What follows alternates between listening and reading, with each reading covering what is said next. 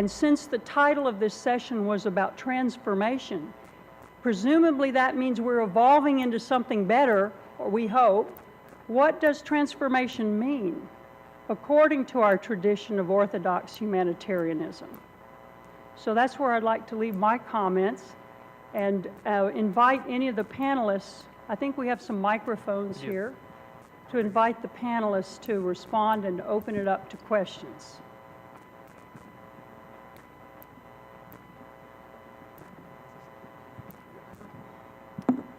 Okay, thank you very much.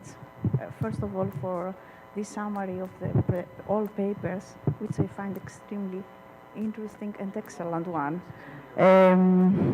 What we can do to recover, I think that I will speak from my context. I cannot speak for the others, you know, I will speak as Greek. I think that in Greece, people know about the rich Orthodox tradition and they respect it a lot, especially through the liturgical cycle. They know about the Holy Fathers, about their social work in comparison with their spiritual guidance. The problem is that although they see that the Church of Greece tries to help in this period of crisis, there is a kind of mistrust, I would say. They asked for the Church to do more. They want the Church to do more work, and especially I will refer again or remind you the last comment of Father Nathanael this morning, that we need bishops that they will encourage and inspire people to work more, either in a volunteer or in another way. I mean, we need our bishops to be more creative and I would say more active. Similar or different, for me it doesn't count at all, because it's different the context, the place, so we have to take into consideration what we need today. Of course, it's good to know the past, but it is better to recognize what are today's needs. And also, I would like to say that it is important for Orthodox to speak in a new way and to speak in a new theological way, in a new theological language, I would say, a language that people can understand. Because although we have a very rich tradition on many issues, we still have a problem of communication.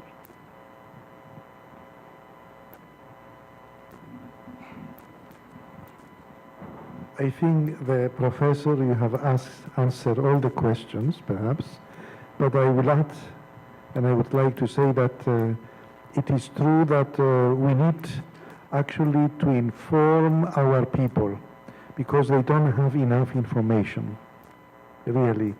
I'm speaking now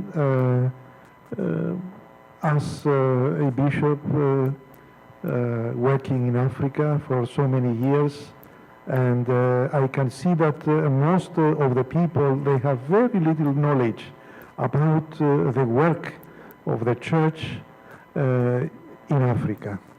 So we need to, let us say, to communicate to our people, to give the right information, the right directives, that the Orthodox Church actually is doing a lot on the side of humanitarianism, and that I can say we are in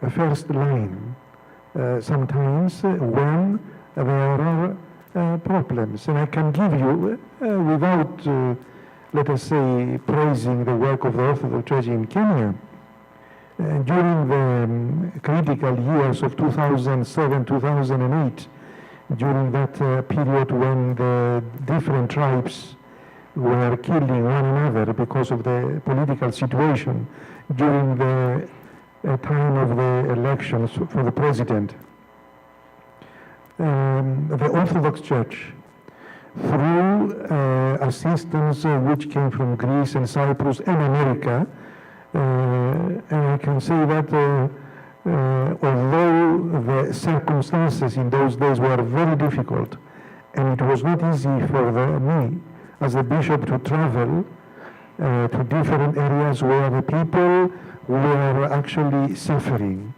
The Orthodox Church contributed a lot by giving to the people not only food, not only mattresses, not only blankets, and so many other things which they needed, but we were actually able, even today, the people, the leaders, the political leaders, actually, they are speaking about the contribution of the Orthodox during those very difficult times.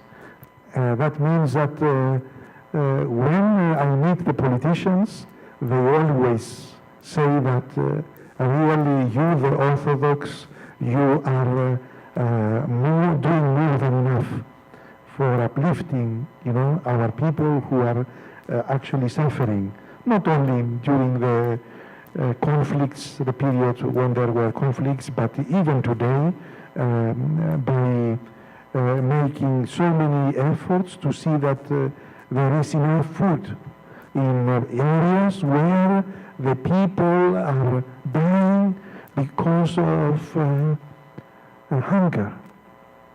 And then the Orthodox Church is contributing greatly for the education of especially the small children, and also the university.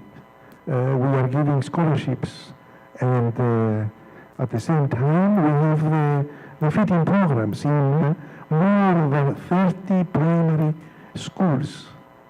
So it is not something simple. Perhaps when you hear this you might think it is something not so important. But I can tell you that the reason why we have started the program, the feeding programs in different areas is because some years back some of my students came to my office, and in the evening they told me that the people around the seminary, the children especially, are sleeping without eating, only drinking water. So it is for this reason that our church decided to find ways to assist the children, especially the children, because especially in the remote areas, the children, they were not eating. And if you are not eating, you cannot really have the right education. Huh? You are not able to attend classes, your stomach is empty, and so on. So this is a small, of course, contribution, because Kenya has 42 million. But we are trying as a church to see that we uplift not only spiritually, socially, academically, health-wise, the people, but to give them the message that, and another issue here I want to mention, it is very important. In our schools, we are accepting not only those children who are Orthodox or generally Christians, but those who are also Muslims and pagans. And actually we are the only ones. In Roman Catholic schools, they don't accept. And in the Protestant, they will ask you, are you a Protestant? Are you a Roman Catholic? Then you can come to the school. In our case, ourselves, we are accepting each and everybody. And there is a very beautiful picture in the website there, in the Facebook, which I took in one of our primary schools in Nandi, St. Nicholas Academy, in Nandi, together with Muslim students, boys and girls, wearing their, uniforms as Muslims, but it is written behind St. Nicholas Orthodox Academy. You see, it is very interesting that our church is actually, let us say, accepting each and every human being as the image of God.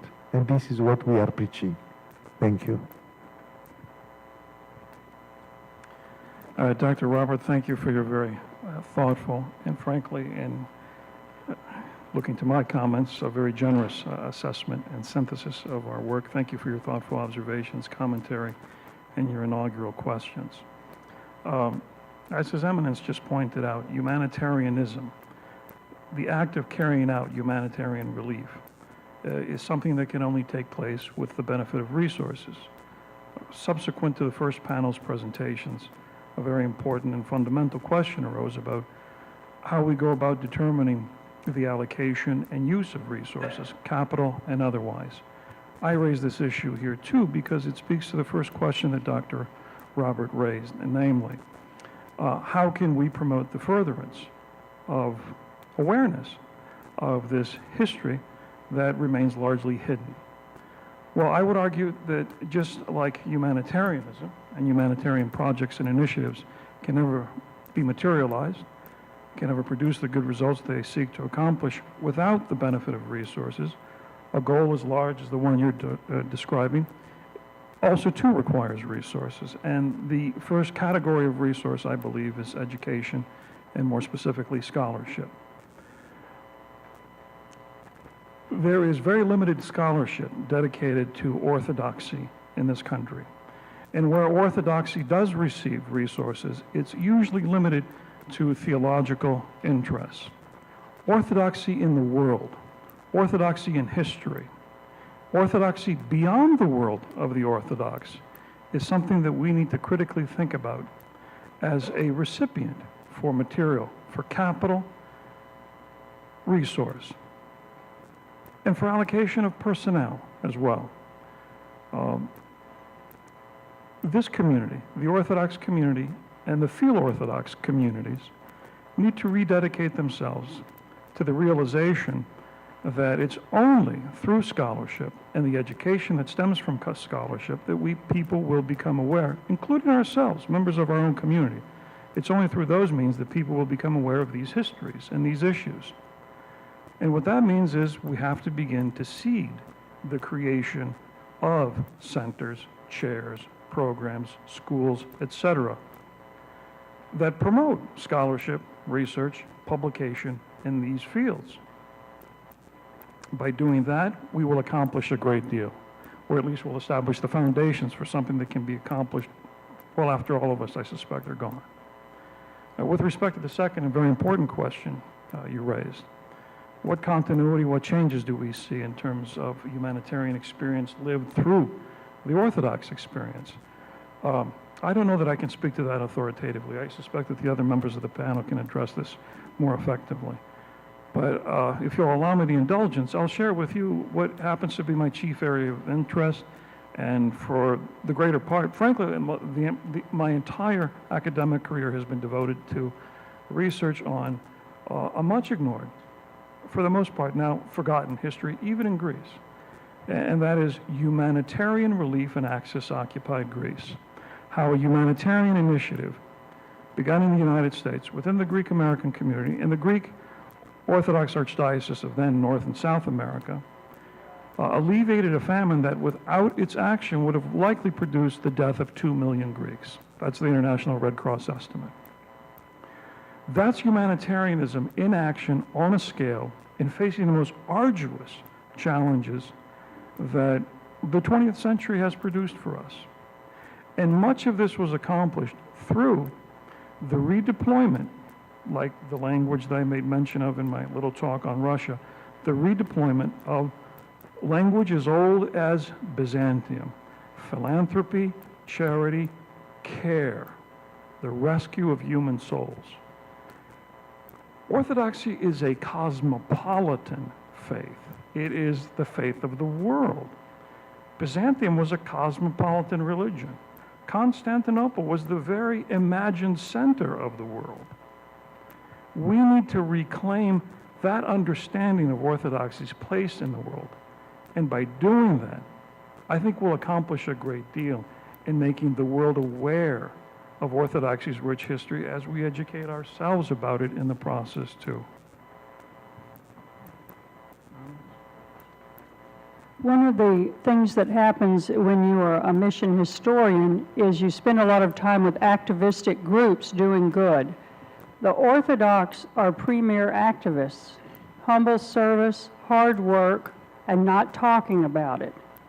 But I'd like to just say that unless you have a Luke to write things down, no one would have ever heard of Paul. And so I'm just adding to what you just said, Professor, because I think you're right.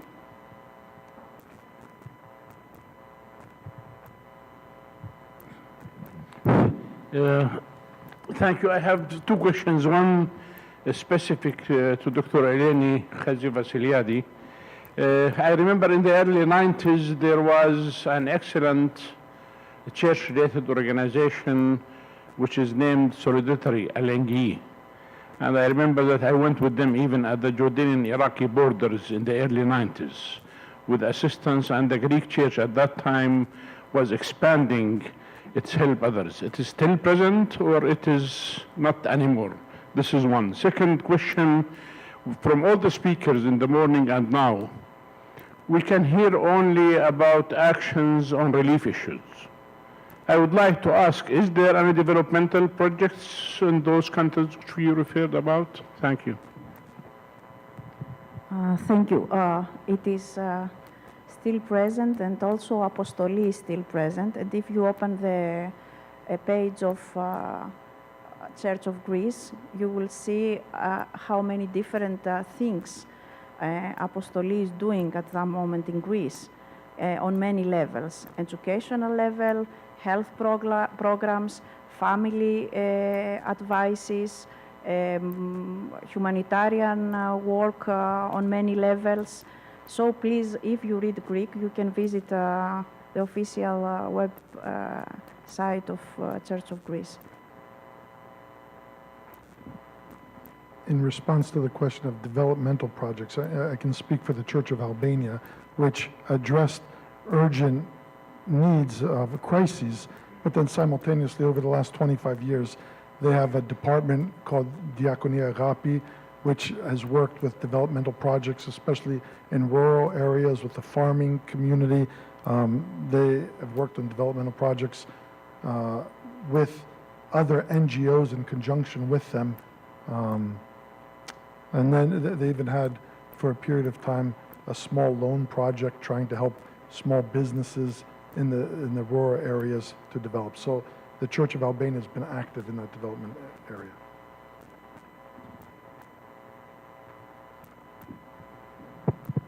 Your Eminence, I want to pose a question to you. First of all, thank you for coming from Kenya to speak with us and relate your life's work in Kenya. You spoke of terrorism in Africa, which has become in recent years, especially since 9/11, an issue that needs to be addressed.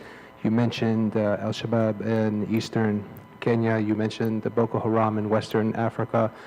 I just wanted to know, what is humanitarianism and Orthodox Christianity in Eastern Kenya, in Eastern Africa, in Kenya with the Muslims? And can you relate maybe a few experiences that testament to that view? Yes. I'm sure you know about the recent attack and massacre in Kenya, when 148 people were assassinated by Al-Shabaab. And previously also we had similar attacks in Kenya and also in other countries like Egypt, and so on. Last week I was attending a very important event in Egypt.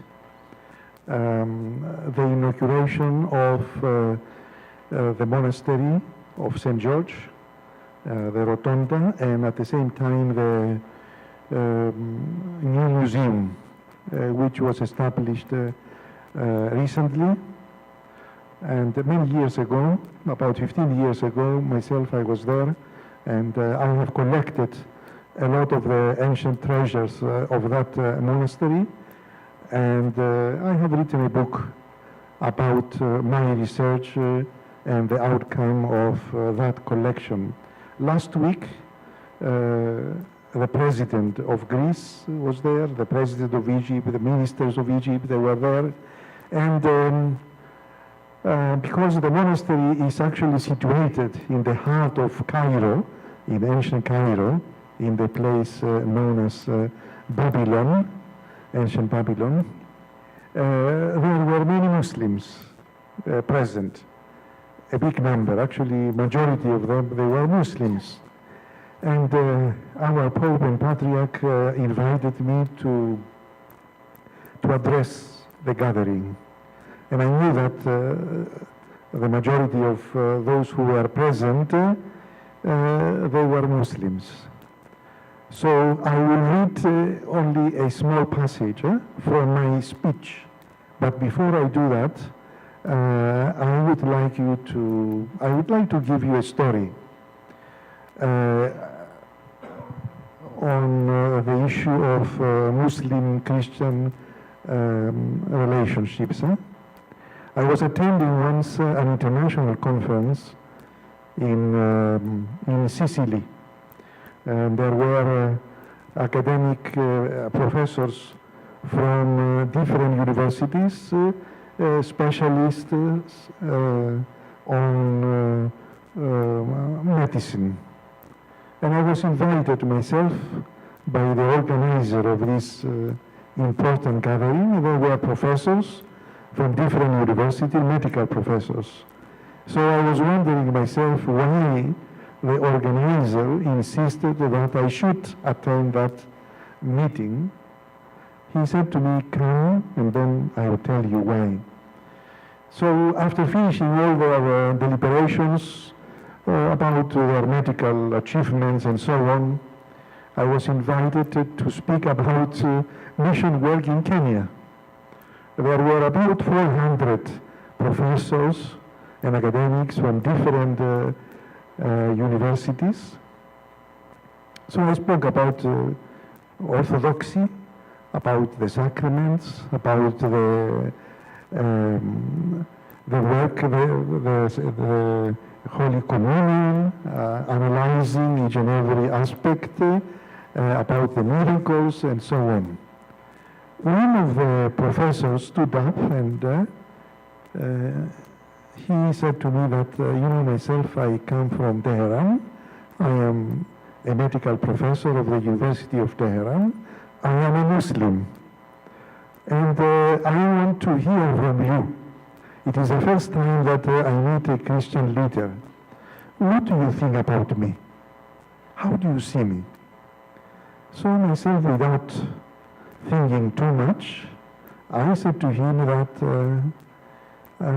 since I follow the teachings of our Lord Jesus Christ and the Bible, I have no other choice but to tell you that you are the image of God and you are my brother and I love you. This was my answer. He stood up. I was in the panel. The way we are seated just now, he came and he was actually kissing my hand with passion. And he said that I was expecting something else from your mouth. Okay, I will read for you. Of course, I know that perhaps some of you are not in agreement with my opinion about the Muslims and the Christians and so on, but I found that it was the appropriate place last week, as they were all there, the Muslims, especially the leaders of the Egyptian government and the rest, to give them the following message. Your Excellencies, the Presidents of the Republics of Egypt and Greece, I am not myself a politician, but as a church leader, commissioned by His Beatitude to our Pope to address you today, and as one who makes his second home in the African continent, I can say today that all of us should work towards one common goal, to respect all kinds of human freedom and democracy, conscience and thoughts. We should underline that people and societies can promote significant steps in understanding one another and shaping in our society with its different civilizations an expression of love and respect for one another if we want to save our beloved country, Egypt. Each and every civilization in this place where we are today has contributed in a positive way by promoting mutual respect, friendship, and understanding. Even if we belong to different cultures, we speak different languages, and we practice different religious beliefs, this holy place where we are today is giving to us the message of recognizing the deep roots which our civilizations are giving to all humanity for peaceful coexistence and cooperation, respect, tolerance, endurance, dignity, equality. All our civilizations which have passed through this holy monastery, before and after Christianity, have made valuable contributions, and they have shared together those valuable aspects of all humanity.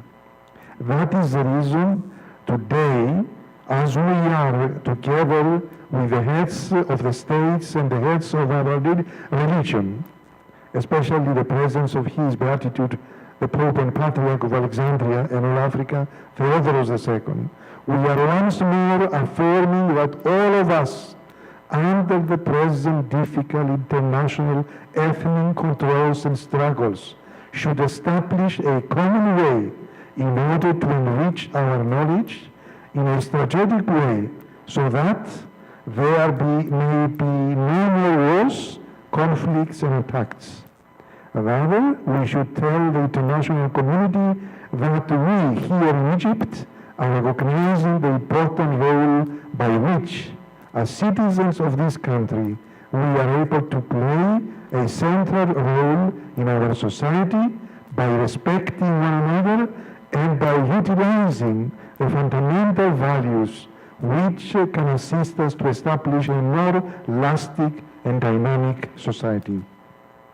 As leaders of the Church and the state, we should use all expedient means and ways to remove disputes and conflicts, animosity, violence, and clashes. By so doing, we are creating the awareness of a mutual and peaceful coexistence, which is the way our fathers lived for so many centuries. We should not focus on things which are dividing us, but we should strive to find what we have in common and how to enrich one another in order to strengthen our relations through dialogue. Today, St. George is actually sounding an alarm call that we should preserve and consolidate peace and security, freedom, justice, respect, and understanding. For those who don't know Egypt and Cairo, really this monastery of St. George is situated in the heart of the Muslims. And it is one of the most dangerous places for Christians. That is why myself I decided to address the leaders of Egypt and the rest who were there in this way. Thank you.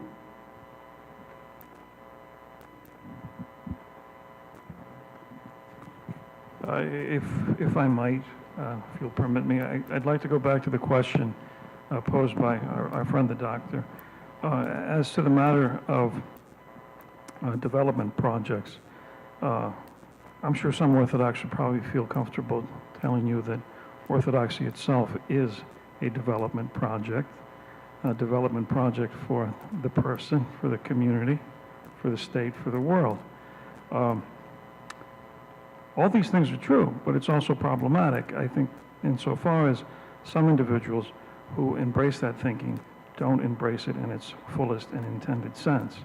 By that I mean, I think that unfortunately, and there are historical explanations that account for this, but there are in some quarters hierarchical, representing a distinct minority, and again representing a distinct minority, monastic quarters, which don't adhere to an authentic but a distorted understanding of their place in Orthodoxy in the world. There's a tendency to believe that the existing order is one that we have to accept. And so for me, the question isn't so much one about development in Orthodoxy, it's actually about activism in Orthodoxy. And in that sense, Orthodoxy has, again, if we look at its fullest history, ancient, medieval, and very modern. Just the example of Archbishop Yakovos and his engagement recently celebrated because of the 50th anniversary of Selma, we can see that development in the fullest sense of the human is something that Orthodoxy gives great expression to.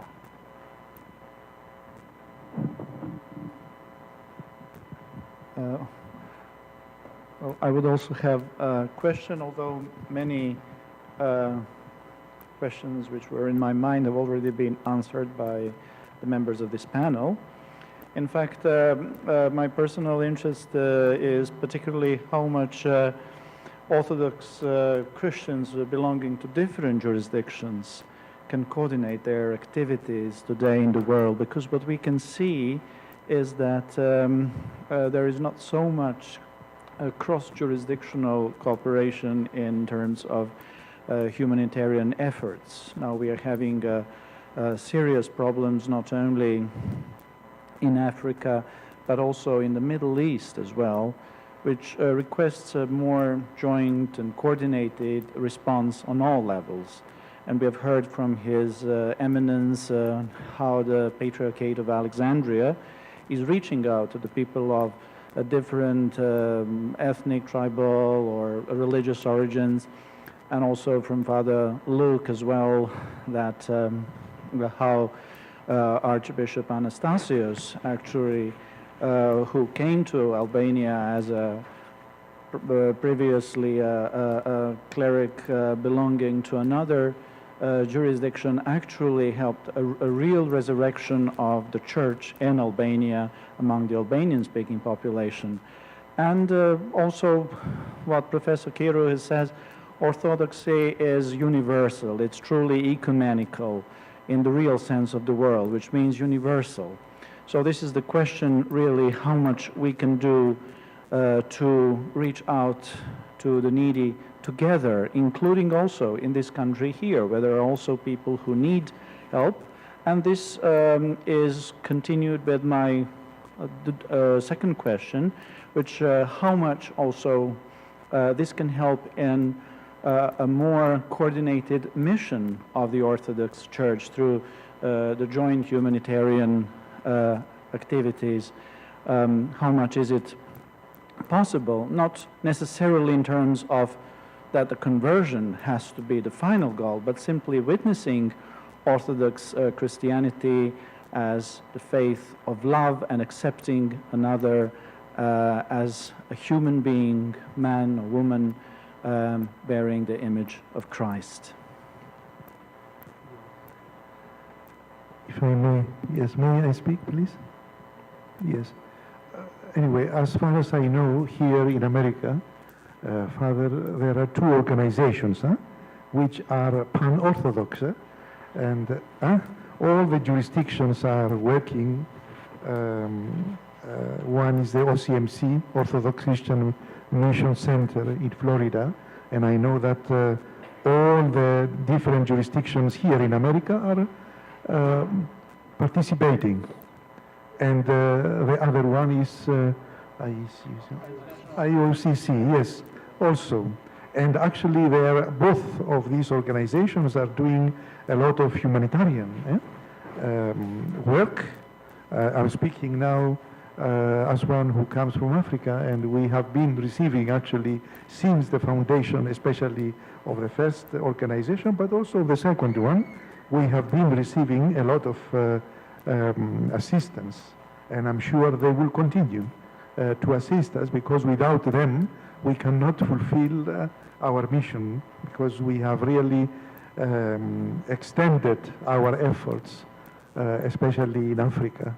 So we need, you need anyway, all of you who are here actually in America, to encourage more people and all the Orthodox jurisdictions to support our work in Africa, in Albania, and in Asia, and in other places, really.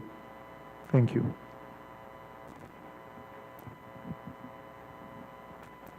Well, thank you for your comment. In Greece, I think we are supportive to other Orthodox churches. Whenever there is a crisis, I think either we receive or we send help. The truth is that we don't have an ecumenical council, a national ecumenical council, and this is something that some voices raise as a problem, because we have evangelicals and we have also Roman Catholics. Since I know from my ecumenical experience, whenever there is a crisis, Christians work better when they are united. Probably this could also be a good practice for Greece. For the moment, we are discussing, but we are not working together. But because we are out of time, I want to make an addition. Can I make a comment? About the role women play in this special period. I am collaborating with Special Commission on Women's Issue of Church of Greece, and we have organized till now 5 meetings of women that offer volunteer work within local dioceses, and we have seen 2 things. First of all, they are most of them working in the morning, and then in the evening they offer their volunteer work, and they are fascinated of it. They love what they are doing, and they are dedicated, especially where they see the happiness and the joy in the eyes of the other. And I can assure you that the other is not only Orthodox Christians, but they are people who are coming from different social, economical, and ethnical and national backgrounds. Especially this period in islands, in Greek islands, maybe you have seen on TV, we receive more than 200 people. Each island receives more than 200 people per day from Syria, Lebanon, Africa. Those people find, because the state has not the opportunity to offer such kind of help, find, I would say, everything they need from the local community, and especially from the local churches. So I would like to insist on the role of women, because the women are the majority of the volunteers of Church of Greece. Our time is up, but I know that people would be eager to continue conversing with our fine panelists here at an informal basis. So please join me in thanking our panelists for a wonderful afternoon.